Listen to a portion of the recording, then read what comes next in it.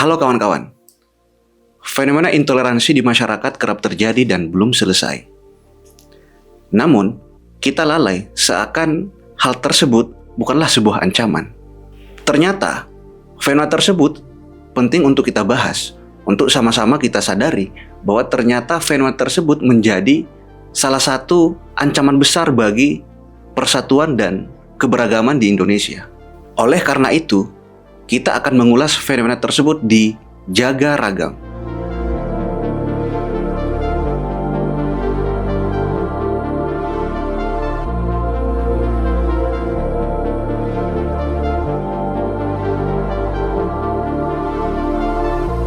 Baru-baru ini kita dihebohkan dengan pemberitaan terkait penolakan festival kuliner Cap Gomeh di Solo oleh ormas yang mengatasnamakan dirinya sebagai Aliansi Islam Solo Raya.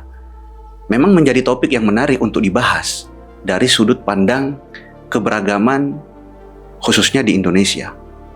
Menariknya, karena ini termasuk fenomena sosial yang cukup menjadi perhatian serius umat beragama, adanya penolakan terhadap festival tersebut menjadi catatan untuk kembali merefleksi soal bagaimana keberagaman kita di Indonesia. Indonesia, khususnya Solo, sejak dulu dikenal sebagai daerah yang beragam, memiliki budaya yang banyak, kemudian tradisi, kemudian kuliner. Festival Cap Gomeh sendiri merupakan bagian dari tradisi kuliner masyarakat Tionghoa yang telah berakar dan sudah berasimilasi dengan budaya lokal selama berabad-abad. Sebenarnya, fenomena ini bukanlah fenomena yang baru. Penolakan terhadap festival seperti festival budaya, festival wayang, festival kuliner seringkali berakar pada kesalahpahaman dan kurangnya dialog antar kelompok dan lintas agama.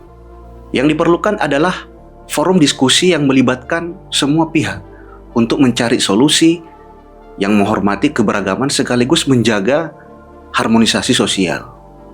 Namun, jika ada unsur ritual keagamaan, maka umat Islam sebaiknya tidak berpartisipasi dalam aspek tersebut.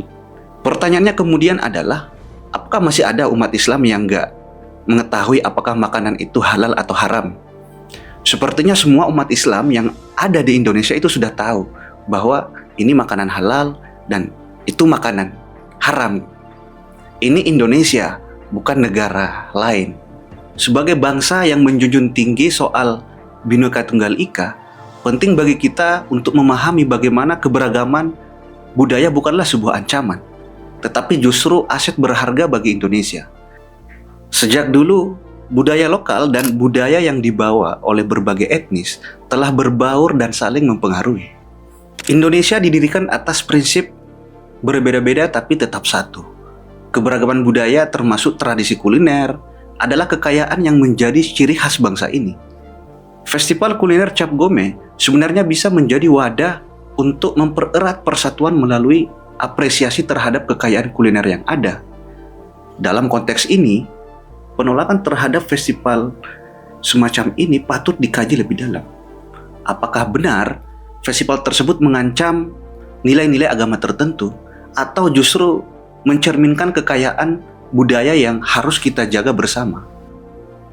Kita sudah paham bersama bahwa negara kita telah menjamin kebebasan beragama dan berekspresi dalam bingkai konstitusi.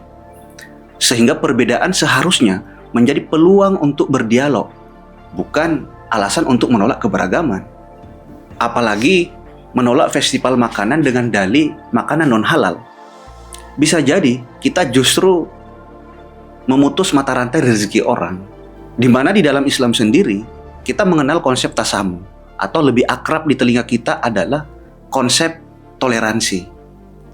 Islam mengajarkan kita untuk saling menghormati keberagaman budaya dan keyakinan. Namun, ada beberapa prinsip yang perlu diperhatikan. Yang pertama, sebagai umat Islam kita dilarang untuk ikut serta dalam ritual keagamaan non-muslim.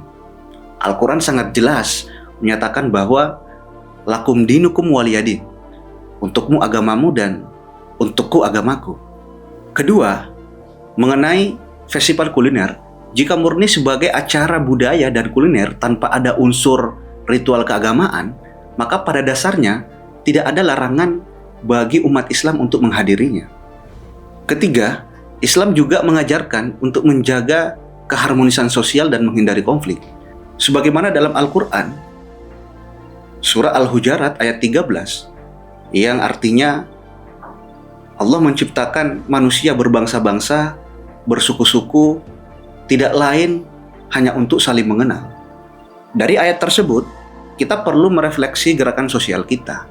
Bagaimana kita tetap menggalakkan rasa kemanusiaan tanpa harus menyinggung budaya orang lain. Apalagi menolak usaha jualan makanan orang lain.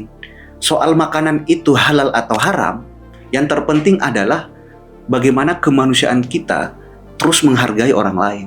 Nilai-nilai toleransi dan moderasi beragama sebenarnya mengajarkan untuk menghormati keberagaman selama tidak bertentangan dengan prinsip-prinsip agama.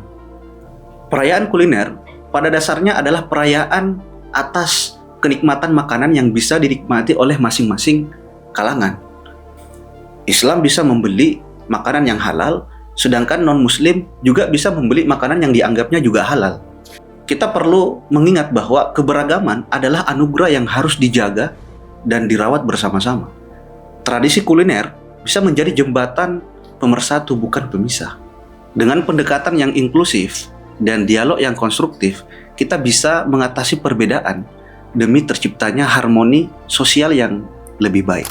Mungkin yang diperlukan adalah edukasi dan komunikasi yang lebih baik tentang makna dan nilai positif dari festival semacam ini, sehingga semua pihak yang memahami bahwa keberagaman kuliner adalah bagian dari kekayaan budaya bangsa yang patut dilestarikan, bukan sesuatu yang perlu dipertentangkan. Sebagai kesimpulan, identitas masyarakat Indonesia adalah heterogen.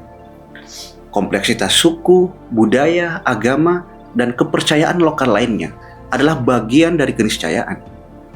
Bangsa yang terbaik dan umat yang terbaik adalah mereka yang bisa mengelola perbedaan. Akhir kata dari saya, mungkin kita bisa petik dari hadis Muhammad SAW yang artinya seperti ini. Sebaik-baik manusia adalah manusia yang bermanfaat bagi orang lain. Ini mengingatkan kita untuk selalu mengutamakan kebaikan bersama dalam menyikapi perbedaan-perbedaan yang ada. Sekian. Assalamualaikum warahmatullahi wabarakatuh.